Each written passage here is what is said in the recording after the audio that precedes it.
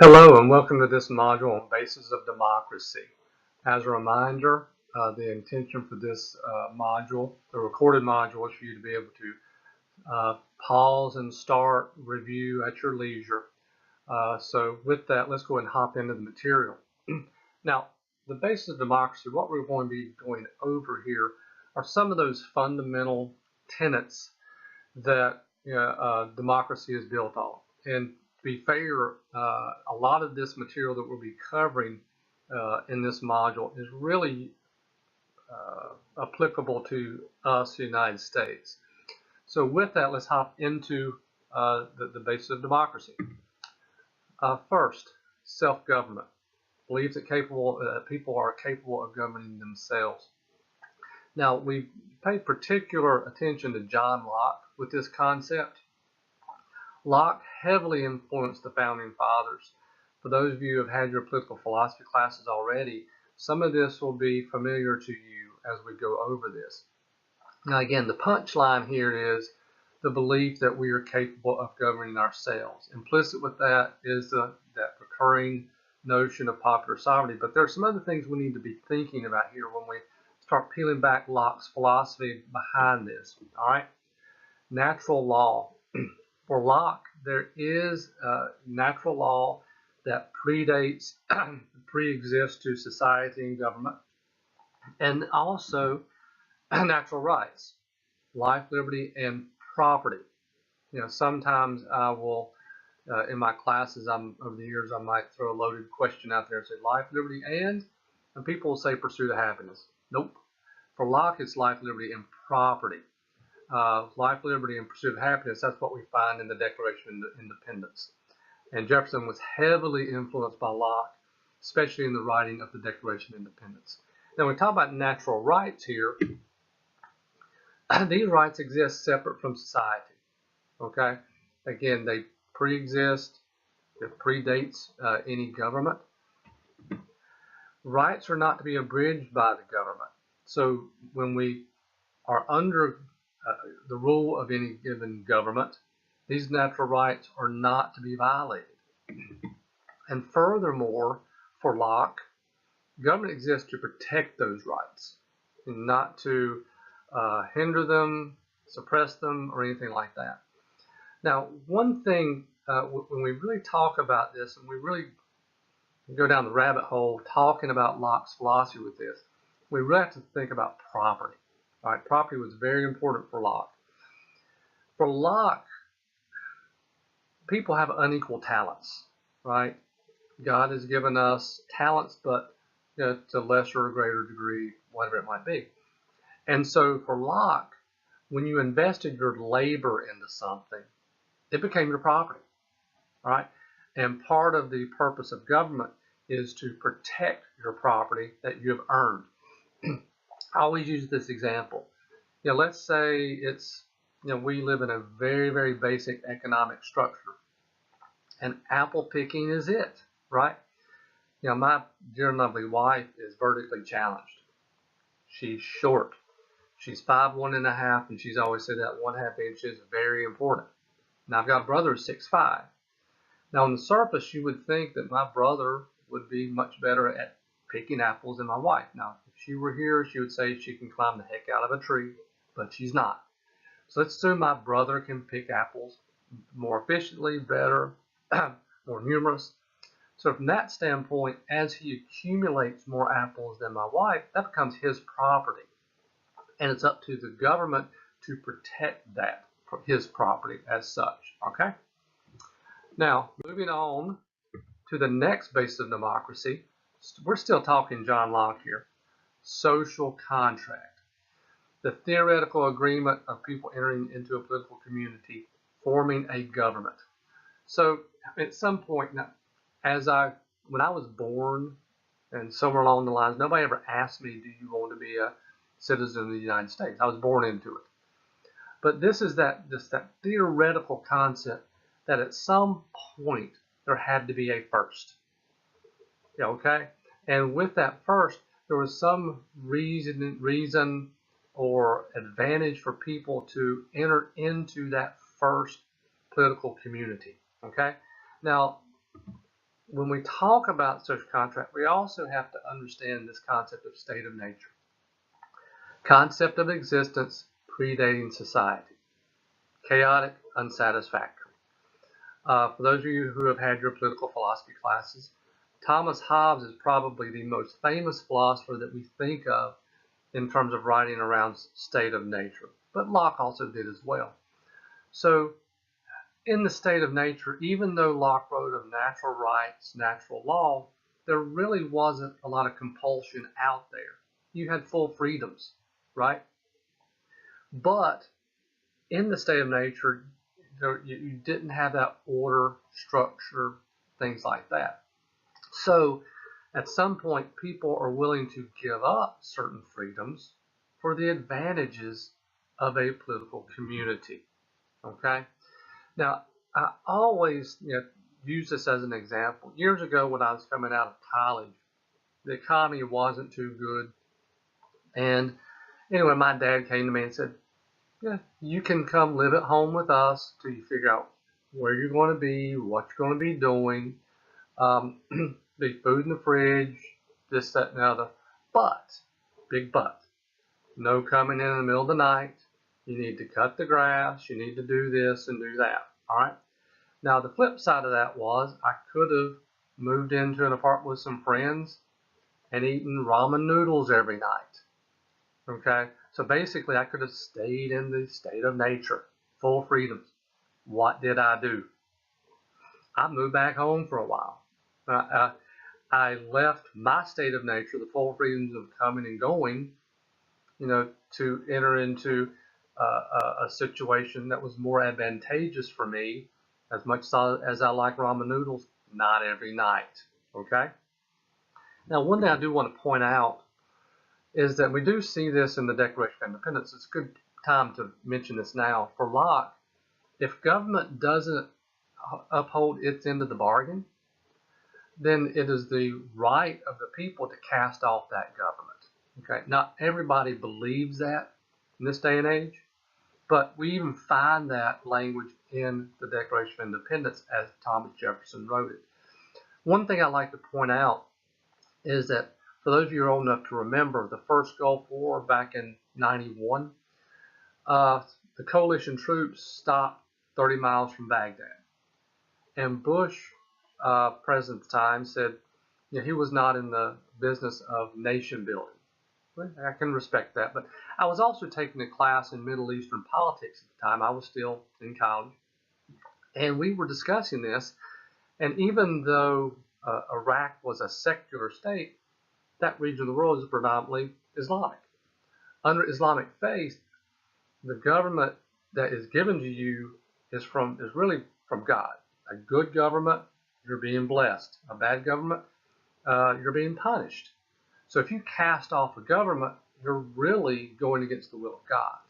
So again, I've mentioned that as an example of what I'm talking about here. Even though we study it as part of our political fabric, not everyone around the world buys into it. Okay?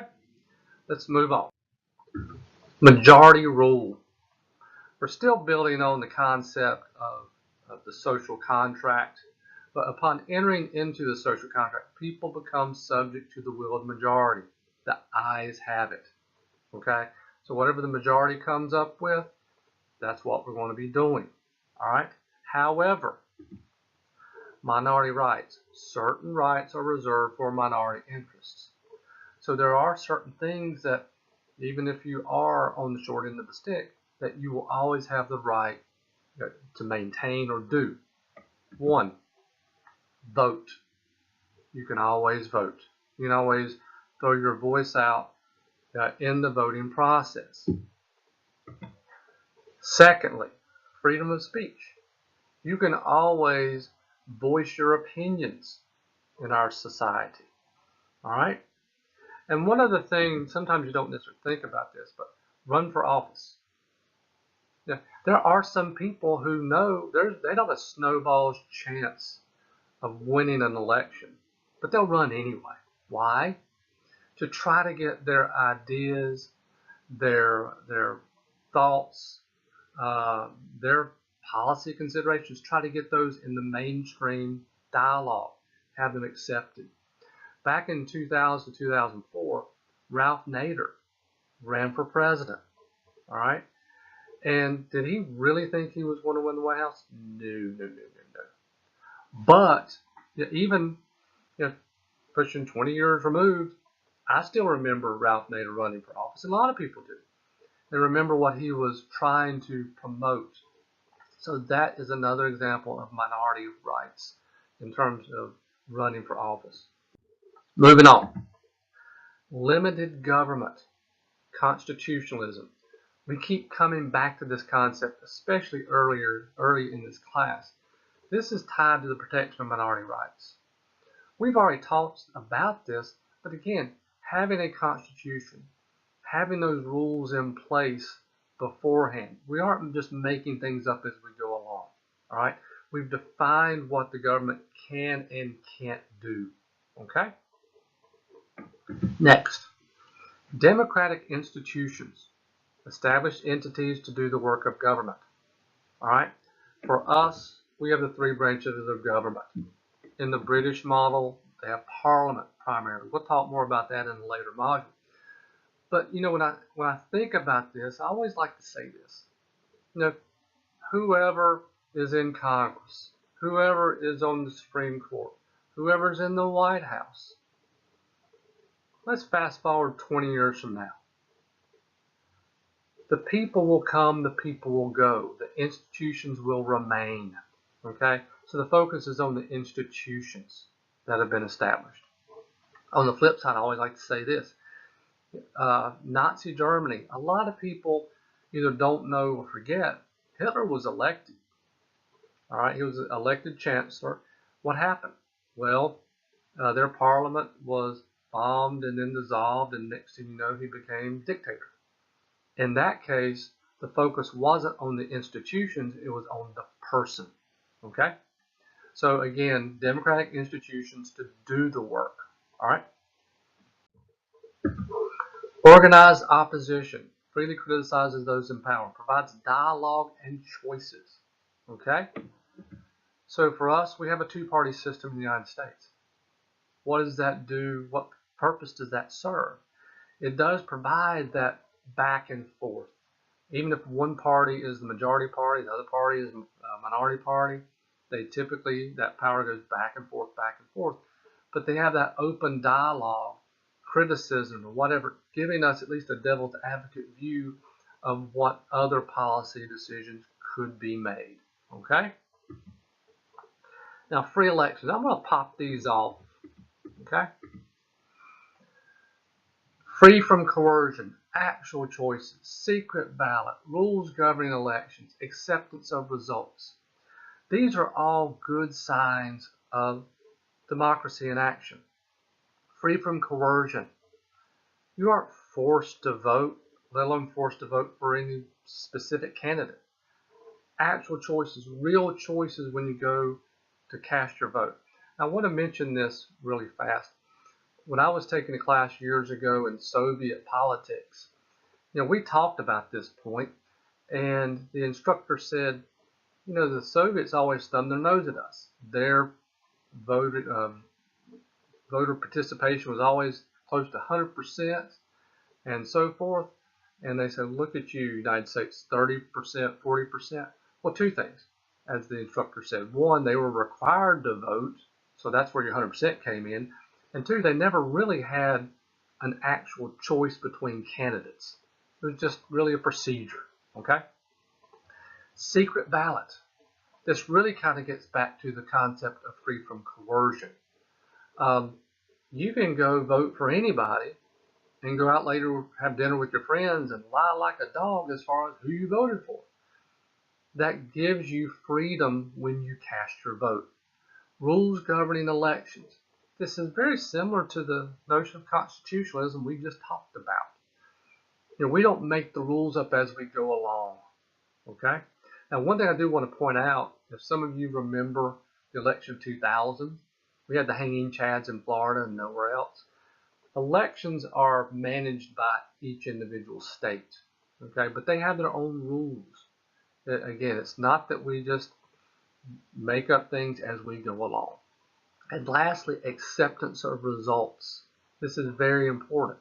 We may not like what the results are, but we accept them and move on. I do remember a couple little stories. One, back during the Clinton administration, there was a gentleman, the former Yugoslavia section of Eastern Europe, and I don't know why I remember this guy's name, Slobodan Milosevic. That's just a fun name to say. Well, anyway, he was president, ran for re-election, and lost. He said, no, we need to have another election. Had another election, lost again. He said, we need to have another election. He lost a third time. Finally, NATO went in and said, get out of here. That's not exactly a good sign of a healthy democracy, to just have those do-overs, right? Another story I want to throw out there, the election of 2000.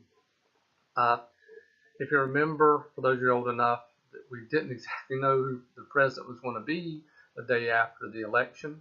Went back and forth, back and forth. It took a little while. And I remember I was watching one of the evening news outlets, and I really wish I remember this gentleman's name, but he was an Ivy League political scientist. And the person interviewing him said, isn't this embarrassing? 3 weeks after the election, we don't know who the president is and is going to be. And he kind of turned around and said, no, it's really a good thing. The economy's fine. People are going about their business.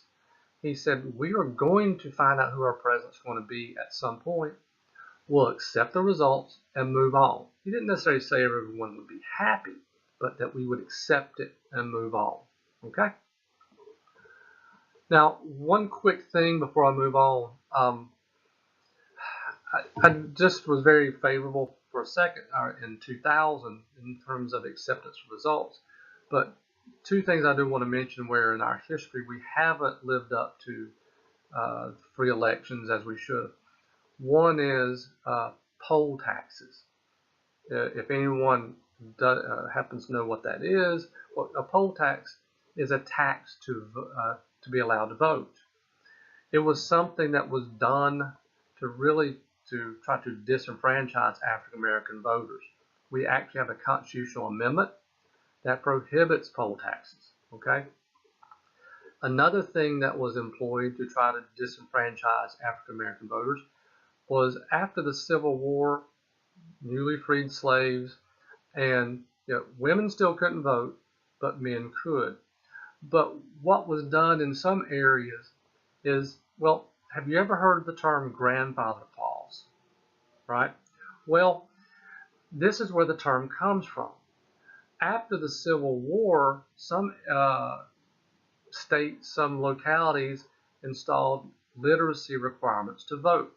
Now, for those of you who are education majors, public education didn't take off until the 1890s.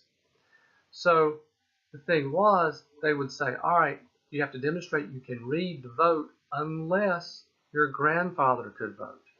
Hence, grandfather clause. Now, you can connect the dots there. All right, so that's the origin of the term grandfather clause. Okay, now let's go ahead and move on.